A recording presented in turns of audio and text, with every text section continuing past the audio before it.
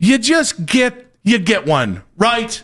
You don't get those often if you're a Browns fan. You don't get those if your team tends to be in the bottom of the standings for most of your life. A day that you don't really have to question it. A day that you don't really have to think critically. You can just kick your feet up and watch the Cleveland Browns kick the holy living crap out of a completely lifeless Miami Dolphins. God bless and hallelujah. I mean, you said lifeless. That's 100% truth. I didn't know you could play as bad of a... we watched 3 years of Deshaun Watson. I didn't know you could have as worse of a game as Tua had in that game. Tua with that 3 interceptions that came nowhere close. He couldn't move the football at all. He looked just awful. Who is more cooked in that locker room right now, Tua Tagovailoa or Mike McDaniel? Well, the thing about it is that Tua's got a salary that's going to keep him there for a long time. He's got paid, and he's got a lot of big dead cap money attached to himself.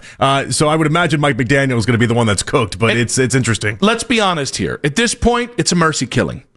Mike McDaniel wishes for a quick and painless Miami Dolphins head coaching career death. You can see it on the sidelines. Like, that is a guy who was a year and a half ago was jazzed up on the sideline, smirking, taunting the other coach, vaping. And this is a guy who yesterday I was like, should I drive downtown and just hug the little fella? Like, I felt legitimately bad. He is not. He did a lot of this to himself too, though. I don't want to. Put him out at this point by being named completely. The Dolphins head coach. No, by not doing anything to actually get his team in line or do anything that any offseason report suggests he was actually even doing any coaching. I heard it that he went too far in the opposite direction. That he went from being like it's your locker room. He was just so laissez-faire about it to the opposite direction, and that would have ultimately lost him the locker room. And I never bought the opposite direction side of things because look at him. He's wearing sunglasses as it's raining. The man doesn't have a care in the world. That man is so chill about life. Not anymore. Not anymore. Did you see him in the post game? Well, he couldn't form a sentence, but he's never been able to form a sentence. Yeah. Well, listen, he's gifted in other ways. I saw so many Dolphins fans being like, "No, this is just how he talks." As like the Dove Kleinmans of the world are like, "Whoa, Mike McDaniel can't even speak at the podium. He's that shook." They're like, "No, this is just how he speaks." You have to judge him on the volume of his voice.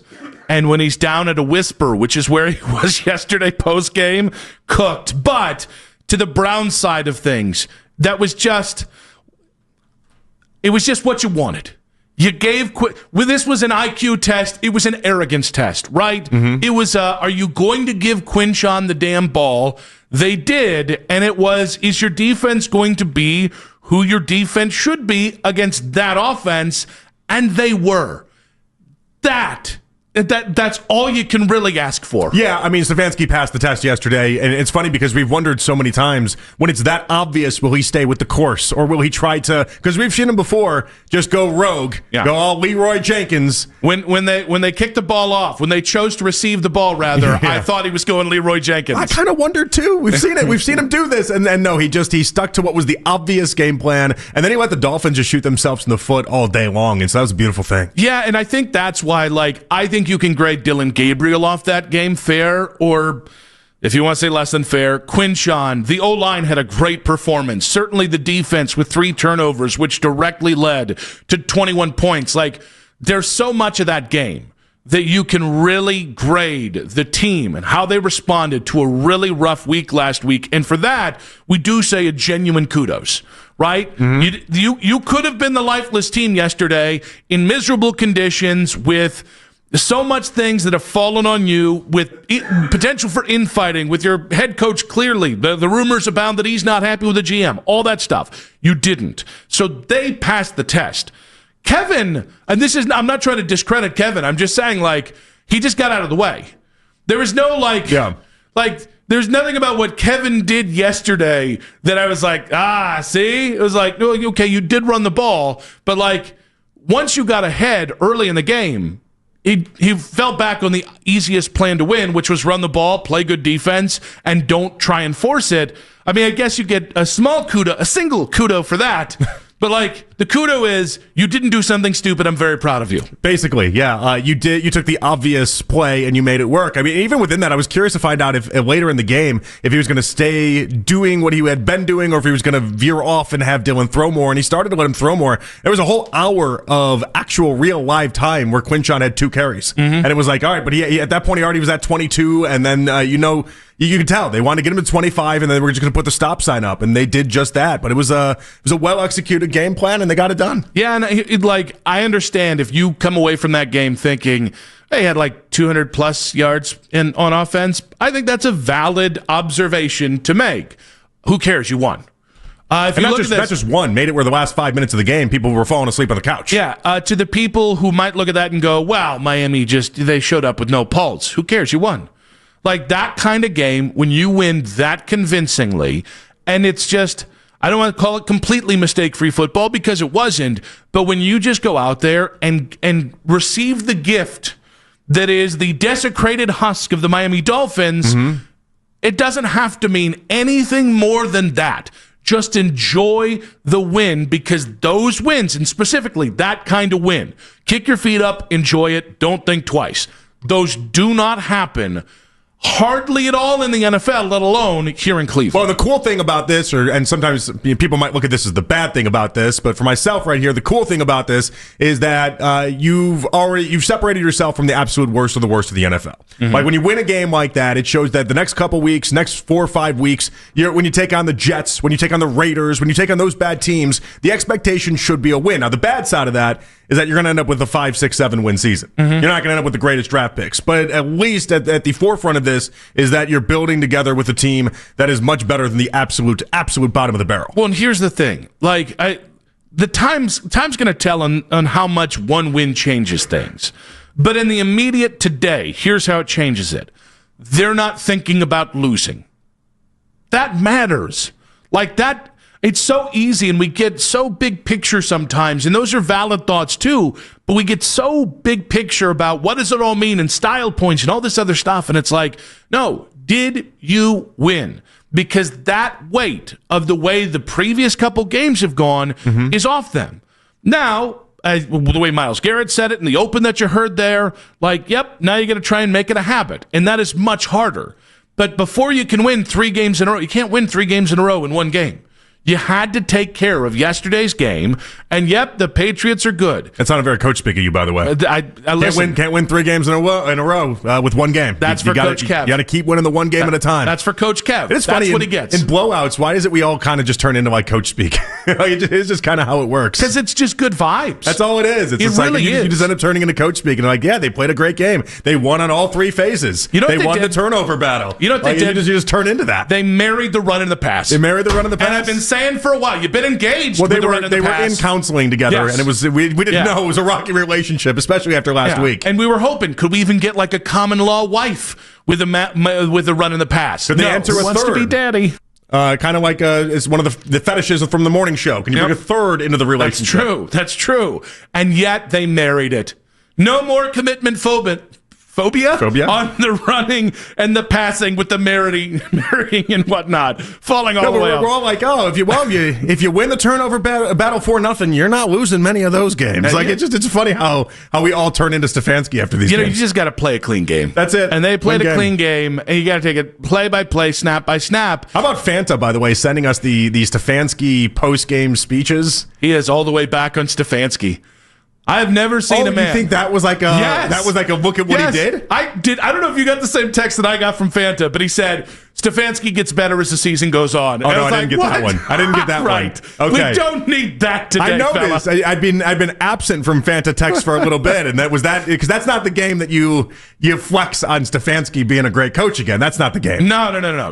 Again, there are going to be those games. It's as simple as that. But yesterday, also as simple as that, not that game for Stefanski. You do this to the Patriots next week? Yes. Then we're doing some of that with Stefanski, okay? Yes. Then we're starting to buy back into it a little bit. We got to remind ourselves, as great of a win as that was, this Dolphins team absolutely stinks. But yesterday, that's where, for me, the credit goes to the players. Everybody played well enough to win. The guy that you think had the crappiest game there played well enough to win. JT Levinson actually had a good game, too. Okay, he played well enough to win. He did. He had his best game. Bubba Ventrone, his special teams unit, they played well enough to win. 216-474-0092. Got a huge Monday show for you guys right now. Quick hits coming up at 3:40, as we always do that 1 hour later on Mondays. We've got Daryl Ryder right before that at 3:20. We've got Nathan Segura, Browns analyst, at 4:40 today, but want to hear from you guys today. It just feels better. I don't give a damn what the style points look like. I don't give a darn whether they won by 20 points or whether they won by 1 point. The Browns won yesterday. I absolutely understand why the point Miles was making yesterday, which was, hey, it's just one win. Let's have fun. We got to try and get a couple more. Yeah. I don't understand why some fans are taking that mentality. Knowing what this season could be, knowing what this season like our guy Radu on Twitter after that first segment, which neither you or I said anything about like what this means. It's a win, but Radu said they beat a team that's more dysfunctional. Defense was exceptional, but let's not get overboard. The offense was still pedestrian. Gabriel still has a lot to prove, and then they said 31-6. What's interesting is I actually got a couple DMs from people that DM me every now and again about the Browns, and they were all very negative as well. Yeah. I don't know why that is. I don't know. I mean, listen, it's hard to get wins in the NFL, and it's not like we have the envisionment of this Browns team having a bunch of them. So when you not just get a win, dominate a football team, you think that'd be pretty exciting. It is the Twitterification, the social mediaification of sports. And I get it. Like, I understand. We all have our analyst hats on. That's great. That's part of what is so much fun. We're at the wedding on Saturday night. I was talking with a couple different folks about where the Browns were, and some were more, excited than I was. Some were less excited. Like, that's awesome. But like, I'll continue to come back to you hadn't had a win in a minute, and the one win you had was a little fluky itself. Who cares what this win was? Like, this win doesn't have to mean something beyond this next week for it to mean something now. And I think that's like, I think sometimes we've forgotten how to be fans. I'm just as guilty of it given our occupation. Sure. There are times where I'll do the thing of, well, but what about draft position? And I had to remind myself, like yesterday, I was like... That is one of my first thoughts, was the idea that if you end up being a 5-6 win team, that's the disaster zone. And it is a valid thought, but it's like, guys... But we can cross that bridge when we get there. just don't... This just doesn't happen. You just don't get, like, in a season that might end up with only 5 wins... Let's just leave yesterday for what it was. It is very likely a one-off in terms of the circumstances that game brought you. Okay, you don't get them like that often. It still counts in that win column that you don't get a lot of things to go ahead and enjoy in this season. You haven't had a lot to enjoy. On Miles' comment, though, what I do think is interesting is, and I just want to point it out quickly, the idea that not only Miles spoke, but Grant Delpit spoke, and it felt like there was an extra charge towards this weekend's game that they played out. And it's like the obvious reason why that was is because they knew they could get Miami. Mm-hmm. They knew they could snipe this one off. Like, I would be surprised if they keep that same energy for this upcoming week against the Patriots, and we'll see what happens in the Patriots game, and it might reverse course when you then take on the Jets. But like, it was a call to action in a week where they were expected then to actually answer the call. I do think, though, that's the idea that they, and I think you're probably right, but if they went in thinking, we know we can get this one, that's actually a good sign. Like, 1-5 when you probably could or maybe should be 0-6. And half of those games were non-competitive. Like, to get what you got yesterday, and I think I continue to come back to my biggest frustration. Well, we knew they were going to be bad. We knew they blah, blah, blah, blah. It's like, guys, we didn't have them getting blown out in more than half the games in the first 6 games. This is where the nuance of what we're seeing and what we would like to see and what we maybe thought we'd see, why those things and the difference between the 3 of them actually matters. And so it's interesting. I did see a lot of people then on the positive front be like, it's a win for Stefanski. And Joe Bitonio had a very positive, shocker. Right. The guy's he's never negative. On Kevin Stefanski, and he gave him some credit on how maybe Stefanski approached the team earlier in the week. We had a little intensity on Monday, I think it was just frustration kind of boiling over, but he was intense and laid out expectations for us, especially on offense. And I think the guys answered well, but I've never lost faith in him, since I've been here. I think it's my 6th year with him now. When things get tough, he, makes a stand and he puts us in the best position possible. So it was a little intense, like I said, but I think he answered the bell and the team answered the bell for him. Now, there's two ways you can take that. Okay. You can take that as, Kevin acting out of character because he got fired up. That's not how I take it. I think he understood that pressure was boiling, and he let off some pressure. While I don't look at yesterday as a Kevin Stefanski win, it is going to be looked at, or should be looked at on some level, because the impact here is whether the game flow just allowed you to get out of your own way and just accept the game and accept the win as it was, which is what we should all be doing as fans. Every great rebuttal that you can have about why this won't matter 5 days from now, I will respond with 31-6. Because I don't get to say that often. But when it comes to Kevin, where I do think it matters is you're not going to have Grant Delpit this week. Even if he's not going to say it, he's not going to be thinking, hey, I don't remember what it's like to win.